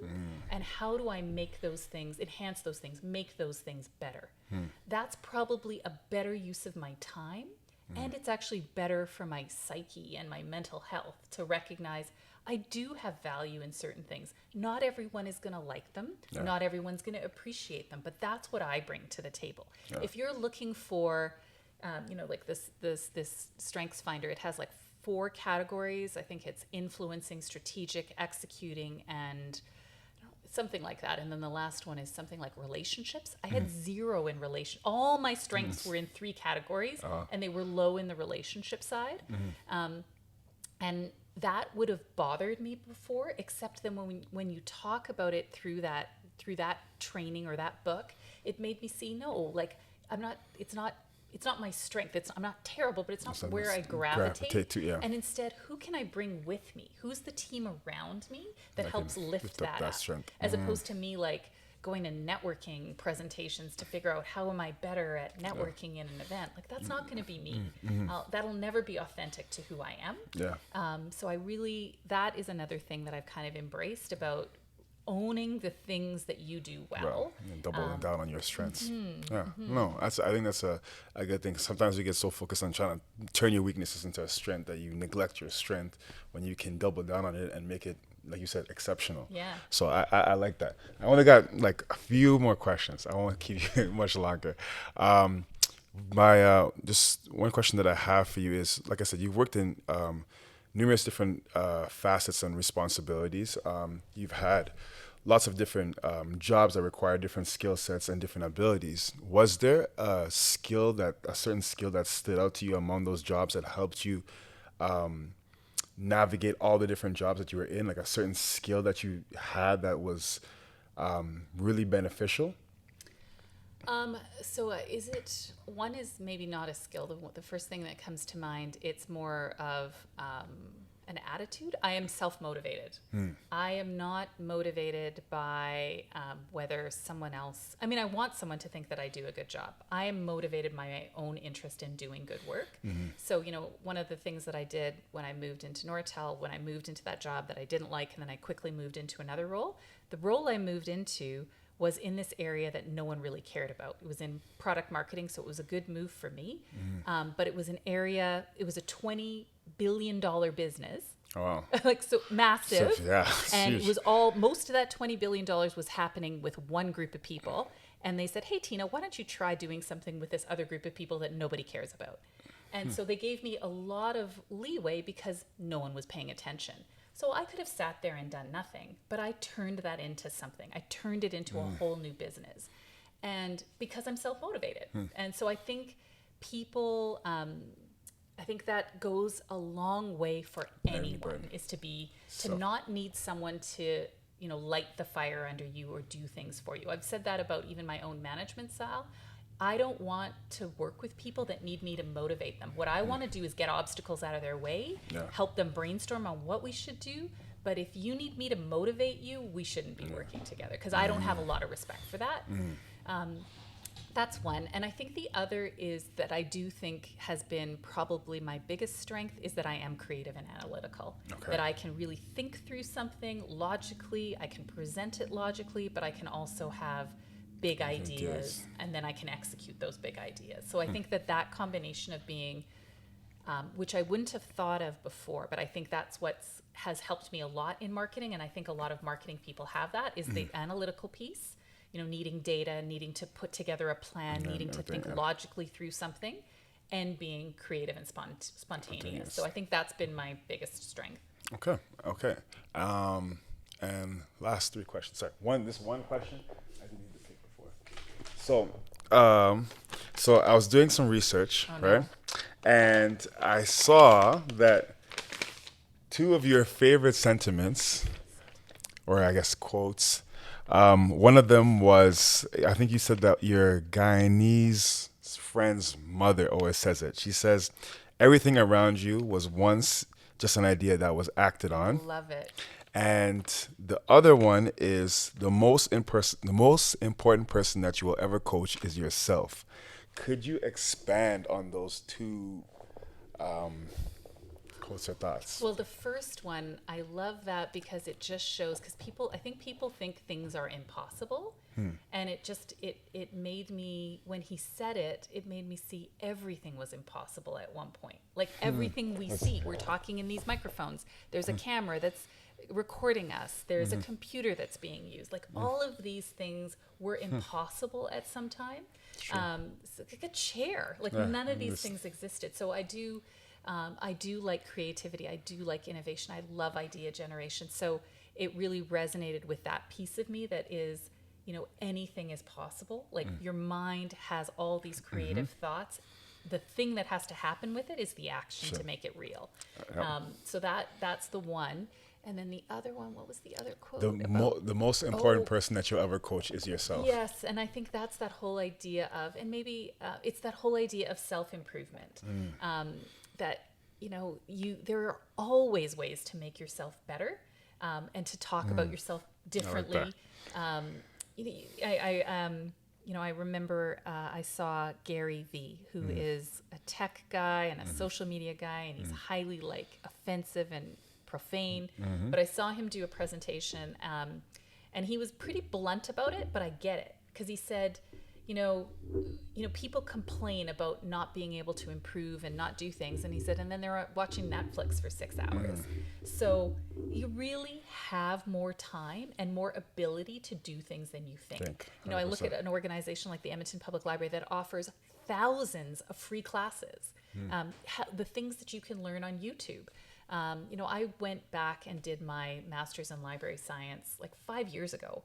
So I was in my 40s when I did it. It's possible, and I did it while I had an executive director position at the Edmonton Public Library. So I had 2 young kids. Wow. What it made me see when I was done is that I have more time than I think I have. And am I just going to replace the time when I finish that program with nothing?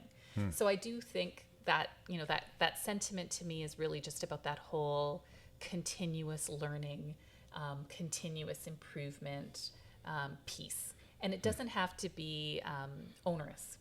I'll go for a walk with temptation bundling. Do something you love with something that doesn't seem as fun. I'll listen to an audiobook while I go for a walk. I listen to a podcast while I'm driving in rush hour traffic. There's always try and bundle ways, those two things together. There's ways that you can do these things together, and they can all be for your self-improvement. No, I love that. It's funny. I wanted you to say that. I wanted you to talk about temptation bundling, but you brought it up, so it's perfect. You said one thing that I just wanted to touch on. Everything, I think, comes down to that action. When I had this idea for the show, I procrastinated for 3 years. And I was like, I got to make it. I got to plan. I got to make it perfect. I got to plan this. And it never went according to plan. It wasn't until I just decided, me and Ori decided, hey, we're going to go to Long and McQuaid. We're going to go rent some equipment. We're going to get the mics. We're going to just come here. And we did our first episode in our house. I don't think there was any video, Ori. There was just audio, messy house. It was just... And we just messing around, and we made that first episode. But since we made that first episode, we made another episode, and everything I think is just starting. A lot of times we have a lot of, we procrastinate lots. We have a lot of fear and doubt, anxiety. But if you just put one step forward and you keep progressing, I think you can always get 1% better and get to your goals or whatever you're trying to accomplish. Because success, there's no secret to success. It's just that you can't give up, right? You got to keep pushing and keep pursuing what you're trying to do. So I really like that notion of just the action, the action, creating the action, the idea. It might seem impossible, but when I create that action, then things start happening. And so, Sorry, just on yeah, that, I think it is also like that's great that you did that, and I think on the other side, I'll say for myself, while I talk a good talk about some of these things, and I definitely do maybe more than some people, I do a lot less than others. I have lots of great things that I want to do that I've been planning to do that I have not started. So I do, it's a continuum.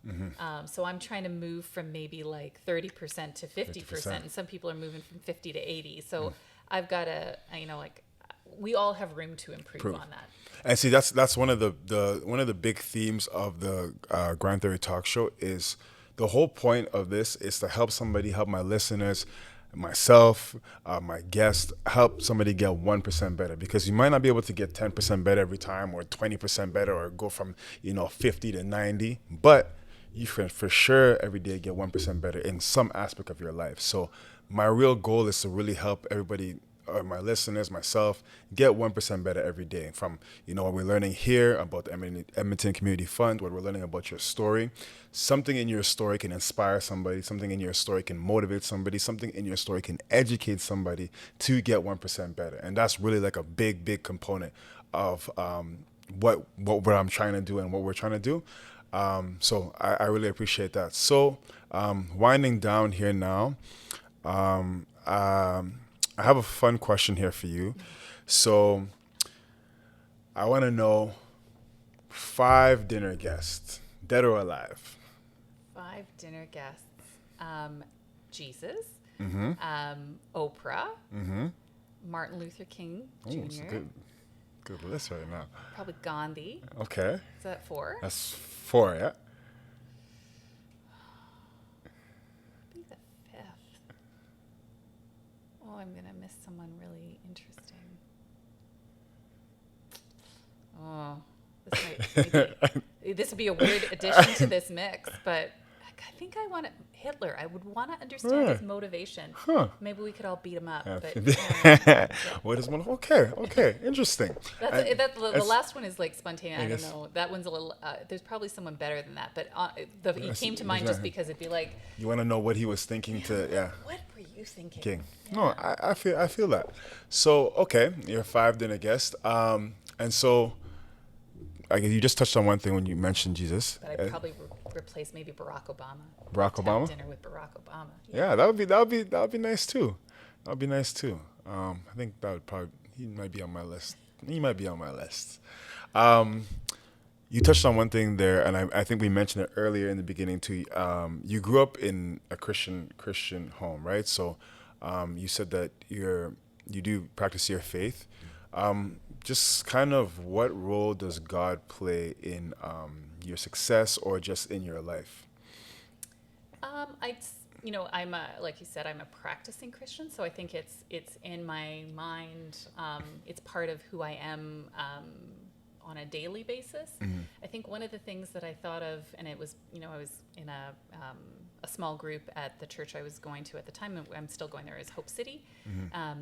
And, I think there's so much focus on, there has been so much focus on being a Christian for what is the afterlife, like for, life after death. Yeah. And I don't know that that's what resonates with me. I think instead for me, and it's because I heard a pastor or a priest from a church in Toronto, the People's Church, and I can't remember his name, but he's really great, talk about his view, and what it changed my perspective to be is more that why Christianity relates to me is I want to be a better person now. I want it to help influence how I behave and what I do now, whether there's an afterlife or not. I hope there is, but that's not what my motivation is. Yeah. Following a faith makes me a better person today. Yeah. So that's the lens that I have when I think about it. No, I like that motivation behind it because just doing it just because you want to go live after death, you want to live longer, or you want to Eternal go to life. heaven, Yeah. eternal life and stuff like that. But actually doing it for the moment right now in the present, trying to be a better person, trying to make an impact on people. Like I think that's very, very honorable. I like that. Okay. And there's a great verse that talks about which I have on my wall at home in my office, and it's well, I'm going to get it wrong, but it's Micah.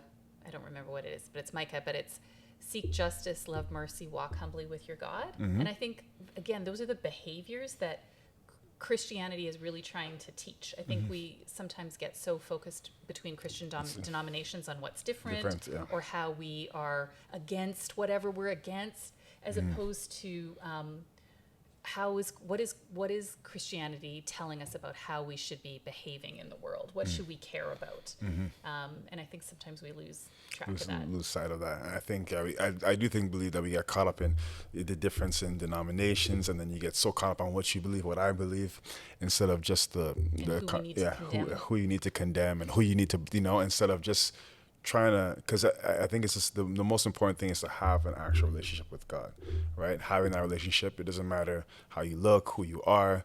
That relationship is the most important thing. So I really, really like that. So our drum roll last question now is, what is your theory of the grind? Yeah, that's it's because I hear grind and I think of it negatively. Like, I think there's a negative perception with the idea of grinding it out, or like there's some, it's difficult and you get versus for me, I think about it as that maybe I'm thinking about it a little bit more of the, how am I working through things? How am I showing up? How am I, like you said, the 1%, but how am I being a little bit better today than I was yesterday? Yep. I think that might be my Theory theory of of the the grind. And I think back to what I said earlier, how am I being open to the opportunities that are in front of me so that I'm open to the possibility of something good? No, I like that. I like that. I like that. Well, this concludes our episode with the superstar. It was a pleasure. It was a great, great pleasure to have Tina Thomas. Thank you so much Thank you. for sharing your story, sharing your expertise with us. I know I definitely got 1% better. So I hope as listeners that you were able to get 1% better as well. And it was an absolute pleasure. Before we end, make sure, I should have said this in the beginning actually, but make sure you subscribe, make sure you follow, make sure you like, comment, and Tina, for ECF, is there anything that is coming up, anything that we need to know, anything that you want to let the people know? We are having a fantastic speaker come to Edmonton, Irshad Manji. Okay. She is an expert in how to have difficult conversations and how to have conversations about hard topics without creating division. And I just think she's fantastic. Okay. So she's going to be at our annual luncheon on June 9th, as Okay. well as a forward-thinking speaker series speaker with the Edmonton Public Library on June 8th. So Okay. tickets are on sale. Okay. We can go to ECF and the You can website go to and get that? ECF. I think the better place for the forward-thinking speaker series tickets is probably the library website, epl.ca. We're going to drop the link. But she's fantastic. Okay. And we're doing a workshop with her too. So if you are a nonprofit or a charity and you want to have a more intimate conversation with her, you can reach out to ECF and we'll put you on the invitation list. Okay. That sounds like a plan. Well, it is a wrap for us, guys. Remember, you can always, always, always get 1% better every single day. So get 1% better today.